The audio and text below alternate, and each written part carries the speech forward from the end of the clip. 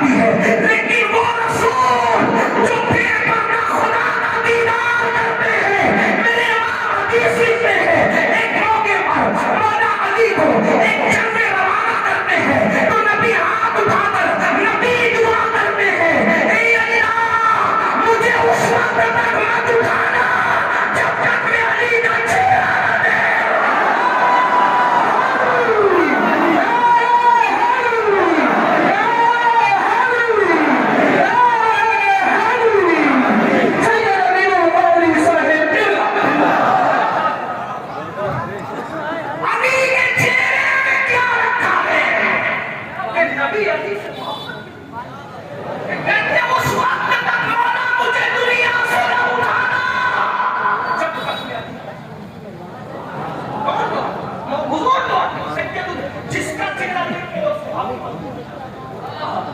جس کا چہرہ دیکھنے پہ جہاں کیا خراب ہو جاتی ہے، اس نبی کو علی سے محبت کیا تقاضا ہے محبت کو، اس وقت تک مجھے دنیا سے نہ اٹھانا۔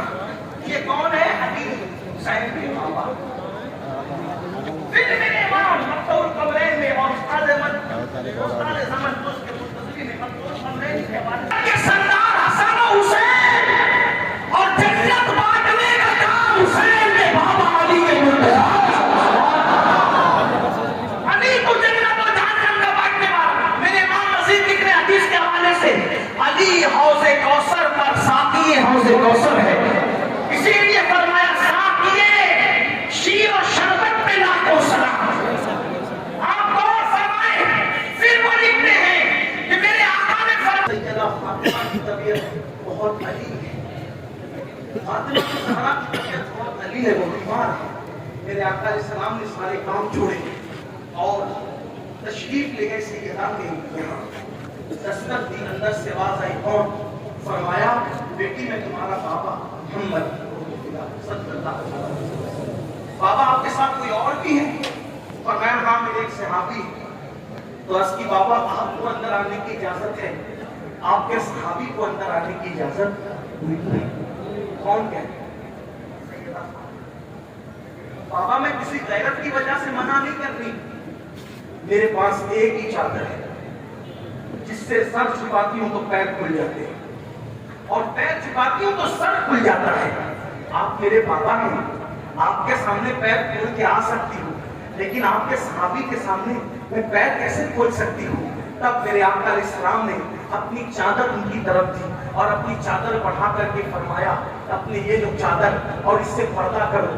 آپ اندازہ فرمائیں جو اپنے پیر بھی کسی اجنبی کے سامنے کھولنا پسند نہ کرے، وہ حسین پاک کی امی ہے اور کتنی مستقل اور پاسہ یہ خاتون ہے۔ اللہ اکبر۔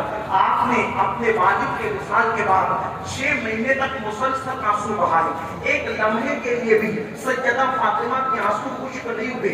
اکثر و بیشتر اپنے بابا کی مزار پر جاتی اور وہاں پر بیٹھ کر کے آہو اوکا کرتی، اپنے حجرے میں رہتی، آہو اوکا کرتی، روتی رہتی روتی رہتی روتی رہتی۔ اللہ اکبر۔ زندگی میں بابا کے وصال کے بعد کبھی نہیں مسکرائی۔ اگر بہنیں یہاں موجود ہیں میں ان کی توجہ چاہتا ہوں، کبھی نہیں مسکرائی اور آپ لوگوں کی بھی توجہ چاہتا ہوں، لیکن سیدہ فاطمہ 6 مہینے میں ایک بار مسکرائی تھی، بس اپنی زندگی کا آخری دن تھا، اس دن مسکرائی تھی۔ اور مسکرانے کی وجہ کتنی حیرت انگیز ہے، ذرا مسلمانوں سنو تو صحیح۔ افسوس جس قوم میں سیدہ فاطمہ زہرا جیسی خاتون ہو، سیدہ فاطمہ زہرا جیسی خاتون جس قوم میں موجود ہو، اس قوم کی بچیاں اگر اوروں کا ہاتھ پکڑ کر کے بھاگے تو اس کا مطلب یہی ہے ہم نے اپنی بیٹیوں کو سیریل کی اداکارہ کا اسٹائل کو سکھایا، ہم نے اپنی بچیوں کو فلمیں دکھا کر کے فلموں کی اداکارہ ان کی زندگی تو بتائی، لیکن سیدہ فاطمہ کی زندگی ہم نے اپنی بچیوں کو کبھی نہیں پڑھائی۔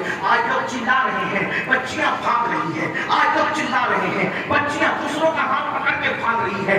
میں کہتا ہوں اے مسلم قوم، اگر تمہاری خیرت زندہ ہے اور اپنی باپ کی بھی بچیوں کو بچانا ہے تو اپنی بچیوں کو فلمی اداکارہ نہ دکھاؤ، اپنی بچیوں کو سیریل کی اداکارہ نہ دکھاؤ، بلکہ ان کو سیدہ فاطمہ کی زندگی بتا دو، سیدہ فاطمہ کی زندگی پڑھا دو، انہیں سیدہ فاطمہ کی زندگی کا عادی بنا دو اور بچیوں کو بتاؤ کہ فلمی انداز میں کپڑے پہن کر تمہیں عزت نہیں ملنے والی۔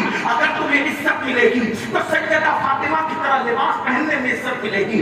دوپٹوں کو مفلر بنا کر کے اگر قوم کی بچیاں گھومے گی تو ان کو عزت نہیں ملے گی. اگر عزت ملے گی تو سیدہ فاطمہ کے نقش قدم پر چلتے ہوئے ملے گی. اندازہ تو کریں بابا کے وصال کے بعد 6 مہینے تک کبھی نہیں مسکرائی, لیکن ایک دن مسکرائی. اور مسکرانے کی وجہ کیا تھی ذرا توجہ کرنا. ایک مرتبہ حضرت سیدہ اللہ اکبر اسماء بنت امیس سے کہا, اے بنت امیس میں فکر مند ہوں, مجھے فکر ہے. بلکہ اسماء بنت امیس نے پوچھا تھا, سیدہ پاک کچھ دن سے میں آپ کو بہت متفکر دیکھ رہی ہوں, بہت فکر میں دیکھ رہی ہوں. سیدہ پاک آپ فکر کس بات کی کرتی ہیں, آپ کو فکر کس چیز کی ہے؟ تو سیدہ فاطمہ نے فرمایا, اسماء مجھے ایک بات کی فکر ستا رہی ہے. بابا نے جس وقت کے لیے کہا تھا ملاقات کے لیے, اب ملاقات کا وہ وقت آنا چاہتا ہے, ملاقات کا وہ وقت قریب آ رہا ہے. اور من قریب میں دنیا چھوڑ کر کے اپنے بابا کے پاس چلی جاؤں گی, اپنے بابا سے ملاقات کر لوں گی. لیکن اے اسماء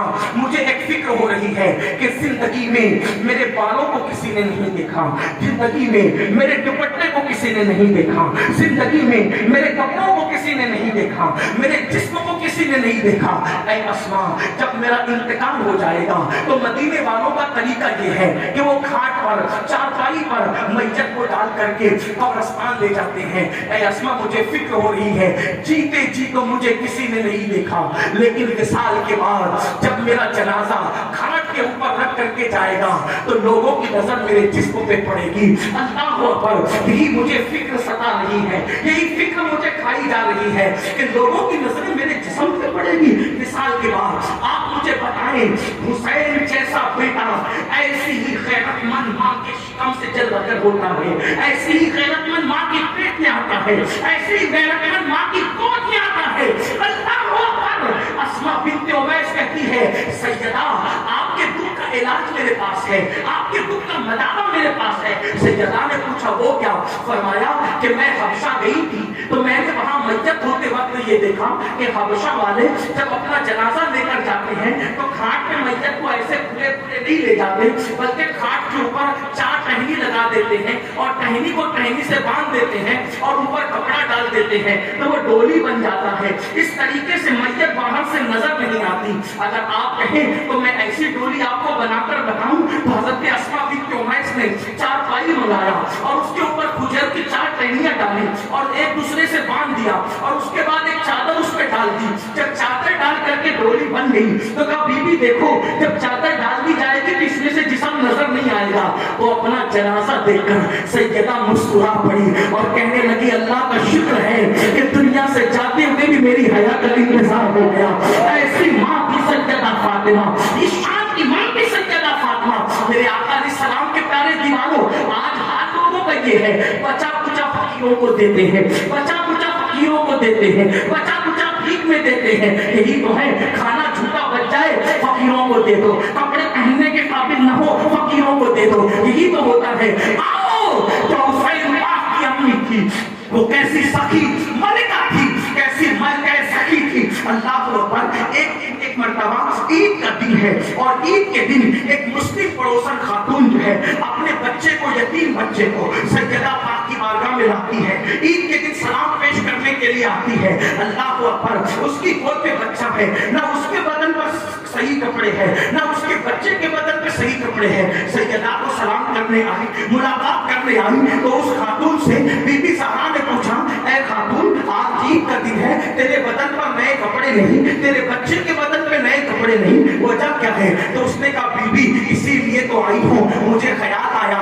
کہ میرا بچہ آپ کے حسن اور حسین کا ہم عمر ہے, میرا بچہ حسن اور حسین کا ہم عمر ہے, تو آج عید کے دن آپ نے اپنے بچوں کو نئے کپڑے پہنائے ہوں گے, تو جو پرانے کپڑے آپ نے اپنے بچوں کے اتارے ہیں وہ کپڑے میرے بچے کو مل جائیں گے, تو وہی کپڑا اتارا حسنین کا اتارا پہنا دوں گی. یہ تو بہت زیادہ قیمتی ہے میرے لیے کہ شہزادوں کا اتارا مجھے مل جائے. اللہ اکبر. سیدہ فاطمہ نے جیسے ہی سنا, سننے کے بعد اللہ اکبر, دونوں شہزادے سو رہے تھے, دونوں کو نیند سے اٹھاتی ہے, نئے کپڑے اتارتی ہے اور پرانے کپڑے دونوں شہزادوں کو پہناتی ہے اور نئے کپڑے اس فقیرن کے ہاتھ میں دے کر کہتی ہے, اے خاتون یہ کپڑے لے جا اور عید کے دن اپنے بچے کو نئے پہنا لے. اس نے کہا بی بی میں تو پرانا اتارا لینے آئی تھی, آپ نے پرانے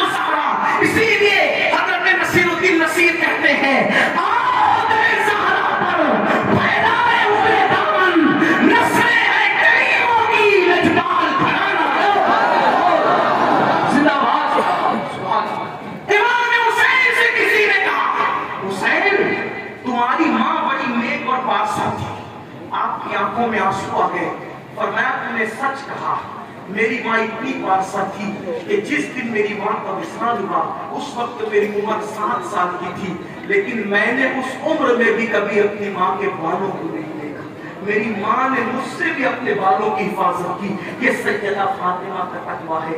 جب ایسی ماں ہو اور ایسا بابا ہو تو پھر حسین جیسا شہزادہ پیدا ہوتا ہے۔ اور حسین کیسے تھے، بس چند جملوں میں بات ختم کر کے عرض کر دوں، حسین کیسے تھے۔ شواہد النبوہ میں علامہ عبدالرحمن جامی امام حسین کا حسن لکھتے ہیں، امام حسین کا حسن لکھتے ہیں۔ علامہ جامی لکھتے ہیں امام حسین اتنے خوبصورت تھے، امام حسین اتنے حسین و جمیل تھے کہ جب رات کو اندھیری رات کو آپ اپنے گھر سے نکلتے تھے تو لوگ امام حسین کے چہرے کی روشنی میں راستہ چلا کرتے تھے۔ یہ علامہ جامی لکھ رہے ہیں اور اس کو میرے امام کیسے بیان کرتے ذرا سنیں۔ جامی نے نثر میں لکھا اور میرے امام نے نظم میں لکھا، اور اس کو اس خاندان کی شان کو میں اپنے انداز میں آپ کے سامنے پیش کرتا ہوں۔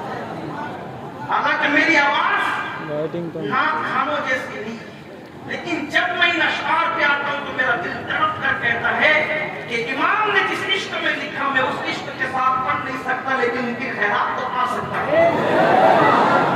تصور میں لانا وہ چہرہ امام حسین کا جس کی روشنی میں رات کے اندھیرے میں لوگ راستہ طے کرتے ہیں۔ ظاہر سی بات ہے، مٹی سے مٹی پیدا ہوتی ہے اور نور سے نور پیدا ہوتا ہے، اور آپ بھی شامل ہو۔ میرے امام کہتے کیا کہتے نور نور، سیدہ فاطمہ نور ہے، بنت نور، نور کی بیٹی ہے، زوج نور، نور کی بیوی ہے، ام نور، نور نور نور کی ماں ہے، نور مطلق کی کنیز، اللہ نے لما نور کا، وہ جس خدا کی بندی ہے وہ خدا بھی نور ہے۔ یہ نور نور کا سلسلہ ہے۔ اب میرے امام کہتے سب مل کر بی بی زہرا کی خیرات حاصل کرنے کے لیے میرے ساتھ شامل ہو جائیں۔ میں تو سوچتا ہوں سنیوں کا بچہ بچے کا شاد کو یاد کر لے، میں جہاں یہ شعر پڑھتا ہوں اسی طرح پڑھتا ہوں۔ میرے امام کہتے ہیں نور بنتے نور زوجے، نور امے نور نور، غالب اور اقبال کا پورا دیوان رکھو، میر اور بینائی کا پورا دیوان رکھو، اور یہ بھی کہہ دو رافضیوں، یہ بھی کہہ دو رافضیوں، تمہاری پوری صدیوں کا 23 صدیوں کا اہل بیت کی تاریخ کی کتابیں ایک پڑھنے میں رکھو، اور میرے امام کا ایک پڑھنے میں کیوں کہا کرتے ہیں سنی داستانے، کیوں کہا کرتے ہیں سنی، کیوں کہا کرتے ہیں سنی داستانے اہل بیت، کیسے یہ رافضی کیا کہیں گے اہل بیت کی داستان؟ ہم سنیوں سے سنو، نور بنتے نور زوجے، نور امے نور نور، سنیوں کے بچے بچے میں یہ شعر یاد کرا دو، نور بنتے نور زوجے، نور امے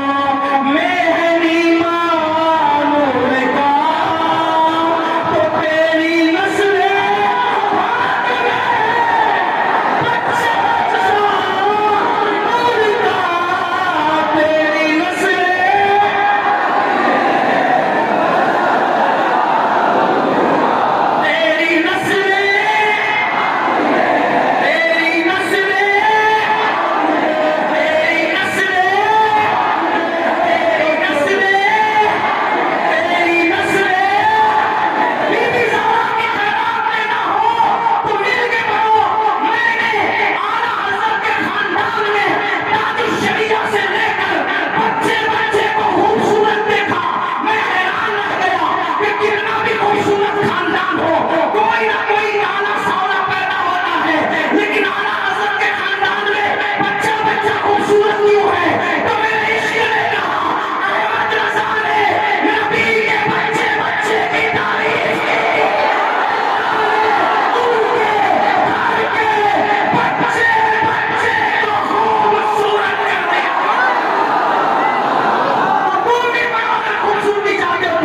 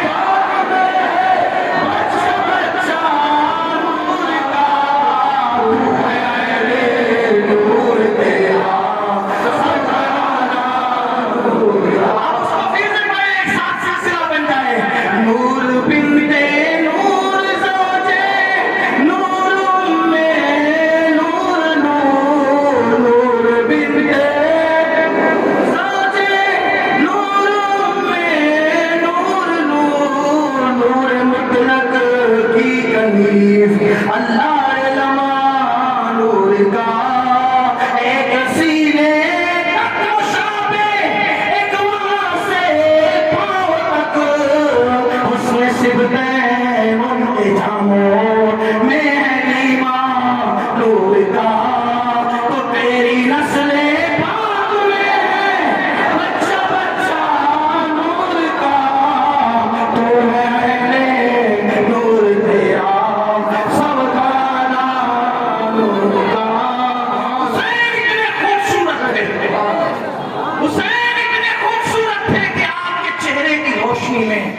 لوگ رات کے اندھیرے میں راستہ طے کرتے ہیں۔ آخری بات، ہم حسین پاک سے محبت کرتے ہیں، لیکن ہمارے گھر میں دین کتنا ہے، دین پر عمل۔ آج مسلمان حرام کھا رہا ہے، توجہ کرنا، مسلمان آج حرام کھا رہا ہے، حرام کھا کر اپنا پیٹ بھر رہا ہے، اپنے بچوں کا پیٹ بھر رہا ہے۔ بچوں کو یہ تربیت تو دی، بیٹا روز اسکول جانا، روز ٹیوشن جانا، لیکن بچوں کو یہ تربیت نہیں دی کہ بیٹا حرام مت کھانا، حلال کھانا۔ آؤ آخری بات کہتا ہوں، امام حسین نے جو دین بچانے نکلے تھے، اپنے گھر کا ماحول اتنا خوبصورت، اتنا حسین بنایا تھا، آپ کو پتا ہوگا، توجہ کرو، سن لو غور سے۔ ایک دن کھلے سے امام علی مقام نے اپنے گھر کی تربیت کا ماحول کتنا خوبصورت کیا تھا، گھر کی تربیت کا ماحول کتنا حسین و جمیل کیا تھا۔ اللہ اکبر، ایک مرتبہ کا وہ واقعہ آپ ذہن میں پھر دہرائیں، کیا ہوا؟ اللہ اللہ، میدان کربلا میں جب سب لوگ شہید ہو گئے، بھئی دو جائیں نہیں رہے، بات آخری ہو رہی، دو جائیں نہیں رہے، آپ ڈسٹرب نہیں کریں، ایک بار آپ لوگ توجہ میری طرف رکھیں، بات آخری ہو رہی ہے، ڈسٹرب نہیں کریں۔ امام علی مقام شہید، امام کی شہادت کے بعد لاشوں پہ گھوڑے دوڑ، آپ نے سنا ابن جریر طبری نے لکھا، ابن کثیر نے لکھا، استاد زمن نے لکھا کہ لاشوں کی بے ہوشی تھی، یہاں تک کہ گھوڑے دوڑا دیے، لاشوں پہ گھوڑے دوڑا دیے، بیویوں کو ان کے خیمے جلا کر ان کے ہاتھوں میں جو ہے وہ رسیاں باندھ دی، امام زین العابدین کو جو ہے وہ ہتھکڑیاں اور پیروں میں بیڑیاں ڈال دی گئی، اور اس کے بعد یہ لٹا ہوا قافلہ جب کوفہ کی سرزمین پہ پہنچا تو اس وقت پہ جو کئی بچے اور بچیاں تھیں، ان میں سے 7 سال کی ایک شہزادی تھی جن کا نام سکینہ آیا ہے، ان کو سکینہ بھی کہتے ہیں لیکن زیادہ مشہور سکینہ ہو گیا ہے۔ 7 سال کی شہزادی ہے سیدہ سکینہ۔ آپ جانتے ہیں 7 محرم سے 10 محرم تک بھوکی پیاسی رہی بابا کے ساتھ، 11 اور 12 محرم کو مزید 2 دن بھوکی پیاسی رہی، 12 یا 11 محرم کو قافلہ چلا۔ اب اگر 13 یا 14 محرم بھی پکڑ لیتے ہیں تو کتنے دن ہو جاتے ہیں؟ کم سے کم 7 یا 8 دن۔ اب ذرا دھیان سے سننا، امام حسین نے اپنے گھر میں کیسا مذہبی ماحول، کیسا تربیت کا ماحول پیدا کیا تھا۔ آج ہم صرف نماز پڑھ کر سنتے ہیں ہم جنت میں نہ جائیں گے تو کون جنت میں جائے گا؟ صرف نماز سے جنت نہیں ملے گی، پیٹ میں جو سود کے لقمے کے ذریعے جہنم کی آگ ڈال رہے ہو، یتیم اور بیواؤں کا مال کھا رہے ہو، لوگوں کا حصہ ہڑپ کر کے اپنے پیٹ میں ڈال رہے ہو، جھوٹ بول کے کاروبار کر رہے ہو، حرام کاروبار پر دلیر ہو چکے ہو، آپ کا کیا بنے گا؟ ہمارا کیا بنے گا؟ اللہ اکبر! لوگ جو ہے حلال ذبیحہ ڈھونڈتے ہیں اور سود کا دھندا کرتے ہیں، یہ دھندے کا لوگوں کا حال ہے۔ سود کے دھندے سے حلال ذبیحہ تحقیق سے خریدنے چلے ہیں۔ آپ اندازہ تو فرمائے، ارے نادان، اس سے پہلے حلال ذبیحے کی تحقیق سے پہلے اپنے کاروبار کی تحقیق کرتا، اپنے کاروبار کا جو ہے وہ احتساب کرتا۔ میں یہ نہیں کہتا کہ حلال ذبیحہ نہ کھاؤ، مسلمانوں پر حلال ذبیحہ جو ہے وہ لازم ہے، اس کے بغیر چارہ کار نہیں ہے، لیکن دھندے سود کے ہیں، دھندے شراب کے ہیں، دھندے جوئے کے ہیں، اور ڈھونڈ رہے جناب حلال ذبیحہ۔ انا للہ و انا الیہ راجعون۔ اور یاد رکھنا، یہ دنیا اچھی طرح جانتی ہے، جو تم دین بچانے کی بات کرتے ہو، لوگوں کو پتا ہے کہ جو قوم اپنے گھر میں خود دین پر عمل نہ کرے وہ دین کیا بچائیں گے؟ دین وہی بچا سکتے ہیں جن کے گھروں میں دین پر عمل ہوتا ہے۔ ہاں، جن کے گھروں میں سریلوں کے نام پر فلمی گانے، کفریہ شرکیہ کلمات بجتے ہوں، وہ لوگ کیا دین بچائیں گے؟ جو داڑیاں منڈا کر گٹروں میں پھینکتے ہو، وہ کیا دین بچائیں گے؟ اللہ اکبر! اس لیے لوگ ہمارے ناموں کا بھی مذاق اڑاتے ہیں۔ میری قوم کے جوانوں، انقلاب عمل والوں سے آتا ہے، انقلاب صرف نعروں سے نہیں آتا۔ جس دن مسلمان میدان عمل میں قدم رکھے گا اس دن انقلاب آئے گا۔ وہ اللہ سیدہ شہزادی سکینہ صرف 7 سال کی عمر کی ہے اور 7 یا 8 دن بھوکے پیاسے رہتے ہوئے ہو گئے ہیں۔ جب کوفہ کی سرزمین پر یہ ٹوٹا پٹا قافلہ پہنچا، وہ قافلے کی حالت کیا تھی؟ اللہ، ہاتھوں میں ہتھکڑیاں ہیں، پیروں میں بیڑیاں ہیں، اونٹوں کی ننگی پیٹھ پر قافلہ بیٹھا ہوا ہے، اور کوفہ کے اندر یہ اعلان کرا دیا گیا ہے کہ کچھ لوگ تھے جو راستے میں بیٹھ کر لوگوں کا مال لوٹتے تھے، ڈکیتی کرتے تھے، ان لوگوں کو ہم نے کاٹ ڈالا، ان کے کٹے ہوئے سر آ رہے ہیں اور ان کے بچے اور بیویوں کو وہ قیدی بنا کر لا رہے ہیں۔ کوفہ والوں نے سوچا قیدیوں کو کھانا کھلانے سے ثواب زیادہ ملتا ہے، قیدیوں کو کھانا کھلانے سے اجر زیادہ ملتا ہے، تو کوفہ کی عورتوں نے روٹیاں بنائی، کھجوریں تیار کی، کھانے کا سامان اکٹھا کیا، اور کوفے کی عورتیں چھتوں پر چڑھ گئی کہ جب یہ قیدی آئیں گے، اونٹ پر بیٹھے ہوئے قیدی، ہم ان کو صدقہ دیں گے اور صدقہ دے کر ان سے دعائیں لیں گے۔ آپ جانتے ہیں تاریخ کے اوراق گواہ ہے، جس وقت سیدہ زینب، سیدہ سکینہ، شہر بانو، رباب، اسحاق، جناب لیلا، یہ سب مقدس خواتین جب اونٹوں کی ننگی پیٹھ پر کوفے کے بازاروں سے گزاری گئی تو کوفے کی عورتیں چھتوں پر بیٹھ کر کے روٹی اور کھجور پھینک رہی تھی، کھانے کی چیزیں پھینک رہی تھی اور کہہ رہی تھی صدقہ صدقہ صدقہ۔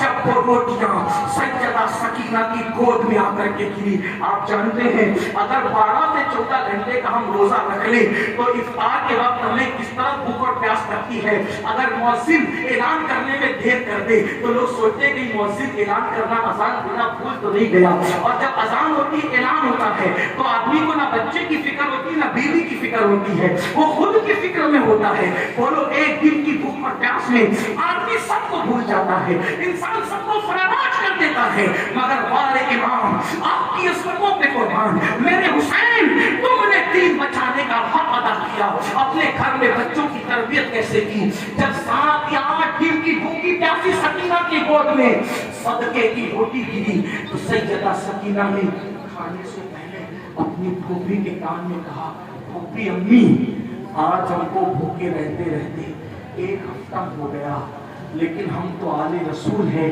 ہم پر نبی نے صدقہ حرام کیا ہے، تو کیا 1 ہفتے کی بھوک کے بعد آل نبی پہ صدقہ حلال ہو جاتا ہے؟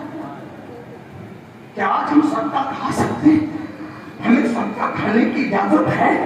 اس وقت سیدہ زینب نے کہا، اے کوفہ والوں، ہم صدقہ کھانے والے لوگ نہیں ہیں، ہم تمہارے نبی کی اولاد ہیں، ہم پہ صدقہ حرام کیا گیا ہے۔ اس بھوک کی شدت میں بھی سیدہ سکینہ نے 7 سال کی عمر میں صدقے کی روٹی نہیں کھائی۔